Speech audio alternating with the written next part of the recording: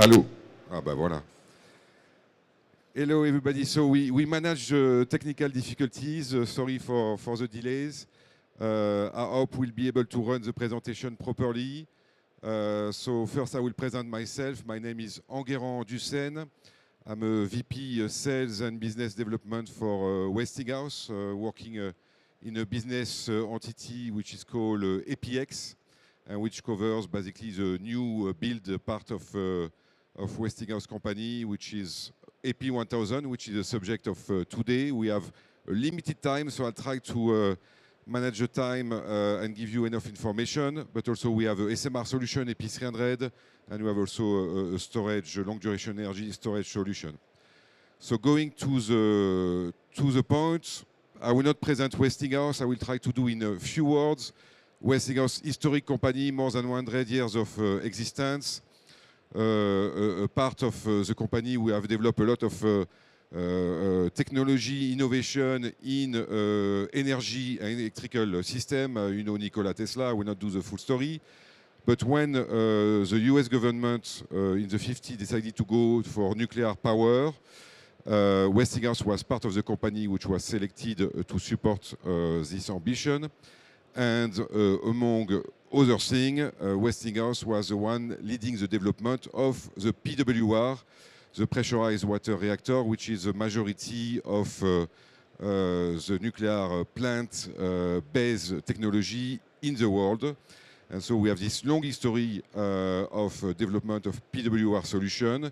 And if you look at it in the world, mainly in America, but also in Western Europe, most of the plants are based on Westinghouse technology, sometimes with adaptation. But if you look at, for example, we are in France today, you have the 56 historic reactor in France based on Westinghouse technology.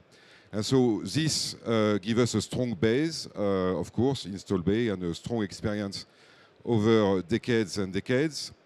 And we use that experience to develop the AP1000. I will come to it in a few minutes. But to go to the point, AP1000, we have 6 reactors which are already in operation. So it's a proven technology now. We are running it in US and in China. I will show you a bit where we are. We have 14 under construction, and there is many more to come. You know, there is the positive news around the nuclear environment, and for Westinghouse, AP1000 is the base basically of this nuclear development around the world. We have already 3 countries who have given us the regulatory approval. And so we are basically using this solution, which has been developed from the 90s actually. It takes a lot of time to develop a working solution in nuclear. It takes decades, it takes a lot of energy, it takes a lot of money as well, it's complex. But us, we are at this stage where it's a generation 3 plus reactor technology, but it's ready to be deployed. So we are out, I would say, on the design and development phase. We still improve, but we are really now on the large scale development of the technology. And we say generation 3 plus, which is the latest in operation of commercial reactors, because it's basically a generation 3 plus the advanced passive safety system, which I will try to explain to you with a video system, which will not be the best, but we will try. So this is a bit to follow. If you look where we are beyond US and China that I mentioned before, we have been selected in Poland for 3 reactors which are under engineering phase now.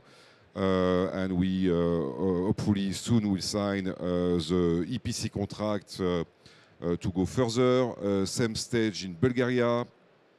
We have 2 in Ukraine, which are contracted with 7 additional, which are under MOU, so a selection.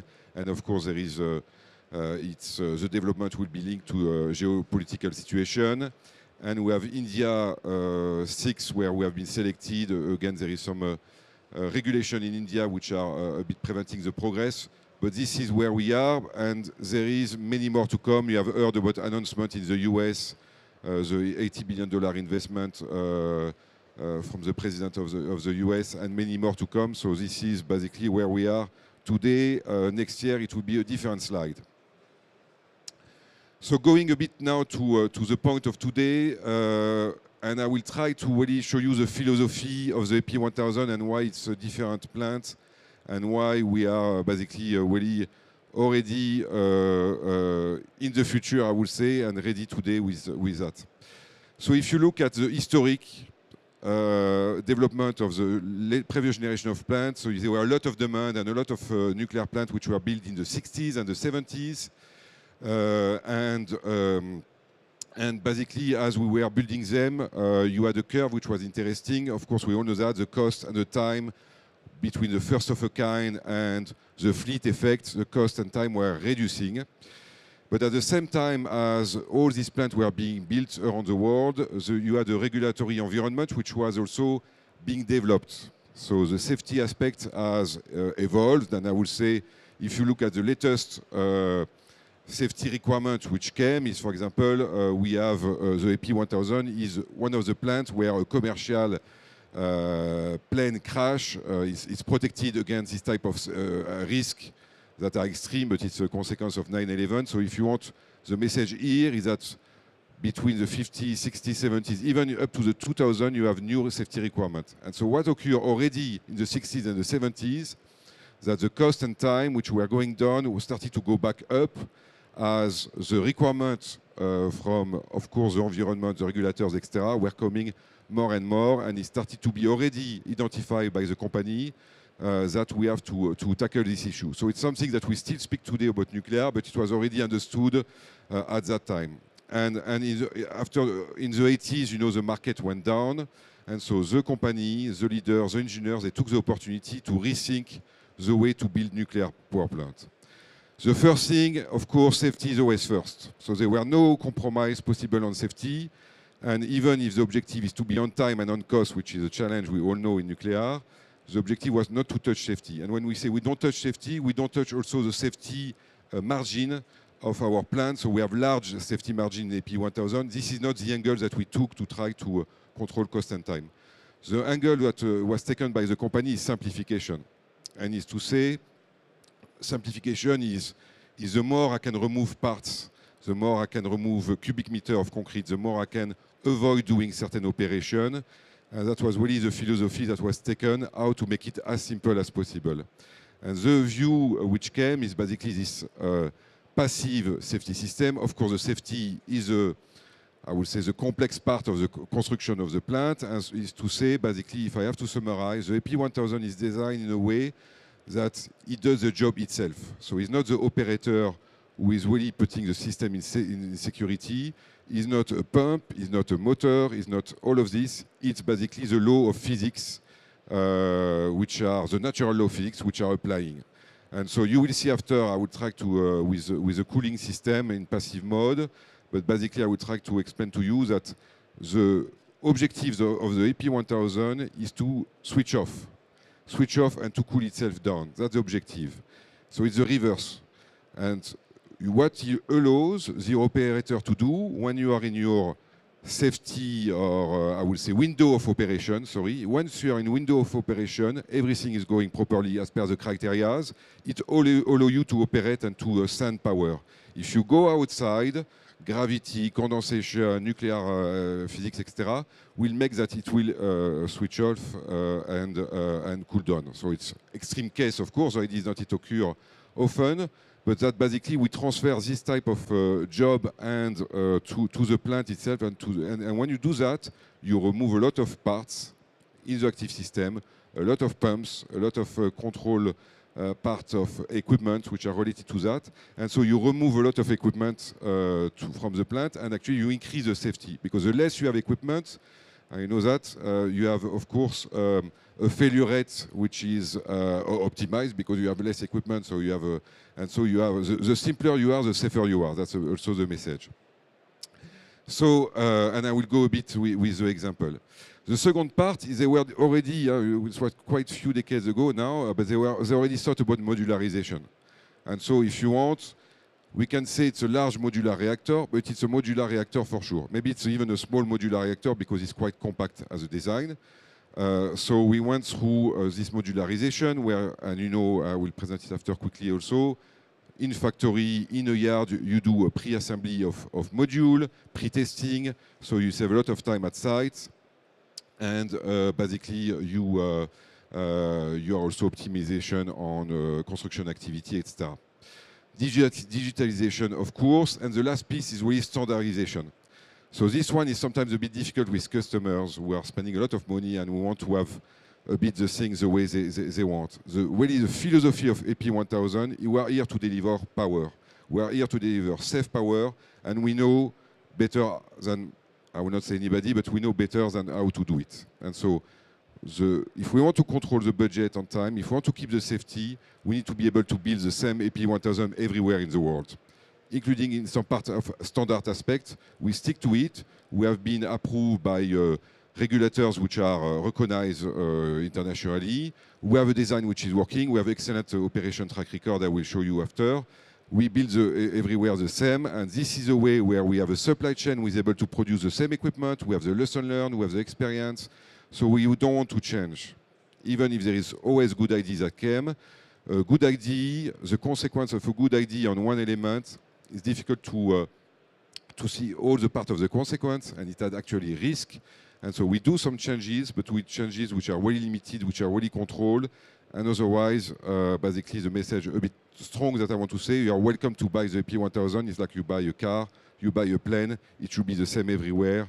And that's basically the concept. And standardization is really important because it impacts many aspects from commissioning, if you repeat the same task, to your supply chain, and to the design that you prove already once. We don't want to prove another design. And we already paid, if you want, the learning curve has already been paid. You know the history of Westinghouse. So I think we went through that phase. Now is to really go to the next stage. A bit of overview of the plant quickly. So basically we have here what we call the turbine island, where you have the turbine generator, which basically transfers the steam to the electricity. I think you know all of this, but what is important is what is this containment building. So in AP1000, the full primary circuit, which will basically where you have the core, the reactor vessel, and the full cooling system is all integrated in the same place, which is the containment. It's like a capsule, a steel capsule. And the idea is that this steel capsule with the passive safety part is independent. So it works on itself. It's the one which will cool down and stop the reaction itself. You don't need to have external equipment for it to be able to run in principle. And if you have a flood, for example, if you have an external event, as long as you have this equipment inside, they are protected. It's in steel, the passive containment system, but you have outside, you have a concrete shield building, which is more a protection from external, if you want, a risk. But you have this capsule in steel.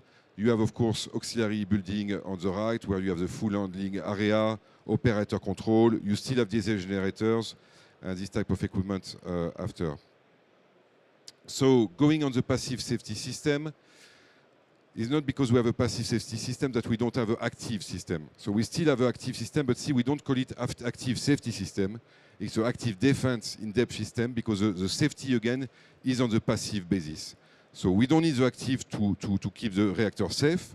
We have the active to run for normal operation, controlled operation, from cooling down the plant, changing the mode of operation, etc. And this is where we use the normal equipment, I would say, that you can see in normal plants. But because it's not a part of the nuclear safety equipment, the requirement, the specification on the active is much less demanding. So it's almost standard pumps, I would say, I exaggerate, but you get the point.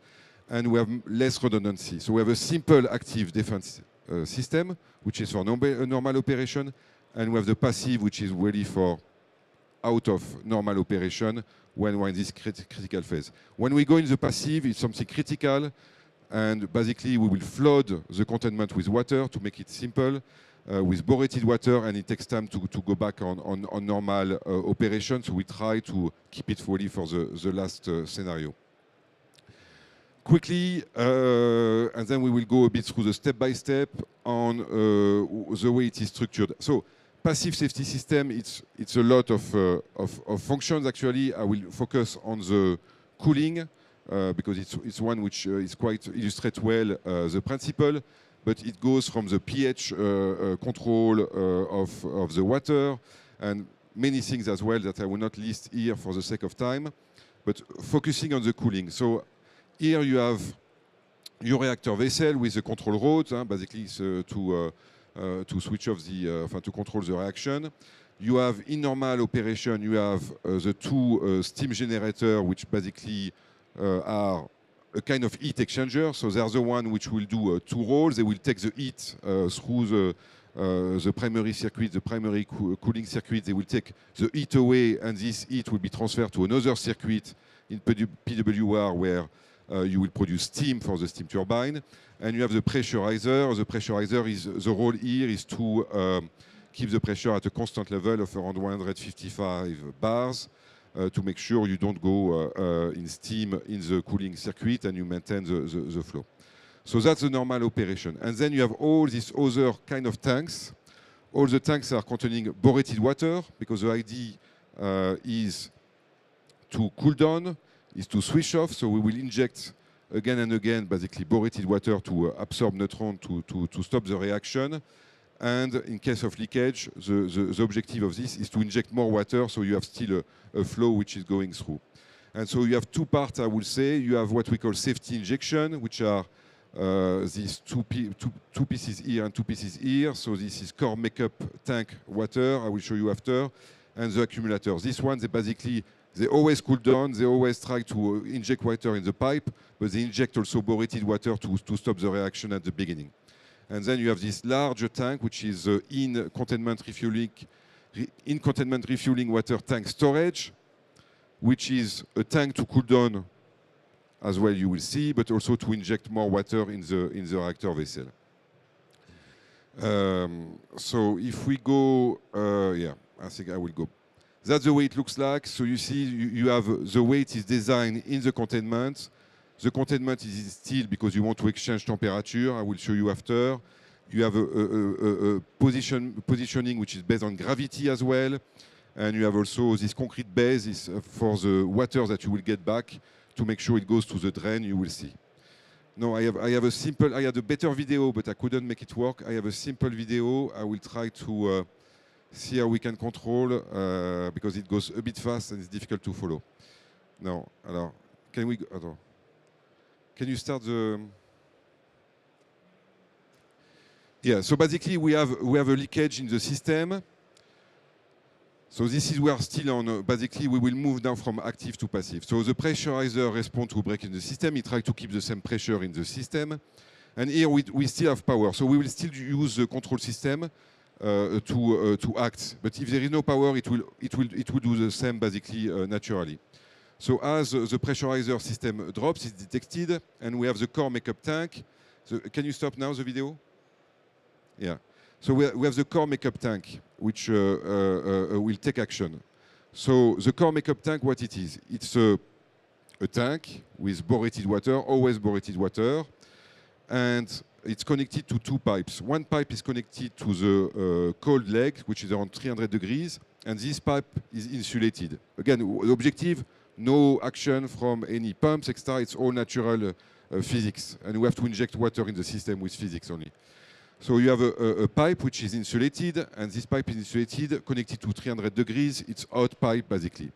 And the remaining pipe and the tank are not insulated, and so basically they are cold because they exchange with the containment temperature. And so as you have a valve, and this is a naturally closed valve, basically, so you keep it open electrically, and it's a fail-safe. So when you lose power, this valve will open. Or if you control it through the control system will do it, it will close. And because you have a difference of temperature, as simple as that, you will inject the borated water directly into the reactor vessel to cool down the reactor vessel, to stop the nuclear reaction, and to inject water also in the pipe which is leaking. So that's the first, no, sorry, I need to go back. That's my mistake. That's the problem. Yeah, so that's the first, if you can just accelerate a bit, otherwise I will have a problem with the time. That's the first level of safety. Then you have a second one, which will occur after. Keep going, it's okay. Basically, yeah, so you will have, this is a passive core cooling system. So it's the same. You have a difference of temperature between the pipe which is connected to the hot leg. It will go through a tank, and it will cool down, going through this big water tank. Then we remove pressure. So if it's on a control system, it will be activated. It can be also done automatically. And as we remove pressure in the system, you have another tank which will come in action, which is accumulator, which is a lot of borated water, which is, the system is at 155 bars. This is around 50 bars. When the pressure goes below 50 bars, the valve open with pressure difference. This will get empty into the system. We have another pressure level system which will depressurizer system which will trigger, number 4. And basically when we are there, the pressure in that tank is higher than the pressure in the circuit, and the tank will start to inject water as well. Gravity and pressure will play the role. So all of this, I made it a bit fast because we don't have much time, but you have to imagine that all of this circuit is happening basically really like without action from any person and without any active equipment. It's all natural gravity. Of course, it has been tested in real life and it's working. And you have basically a one-time at commissioning alignment of the valve to make sure it's all working. So we have a cooling system which now works in permanence, running, and the water which is, so you have steam which is coming from this tank as it heats up, and you have also water coming from the link. So you have a combination basically of water which will fall on the bottom of the containment, and water which will be caught from the gutters that we have on the wall of the containment, and which will go back on this. And so basically the next stage now on the passive system is really how you manage the temperature in the containment. And so you have all this water which is coming back in that tank, and you can start the video if you don't mind. No?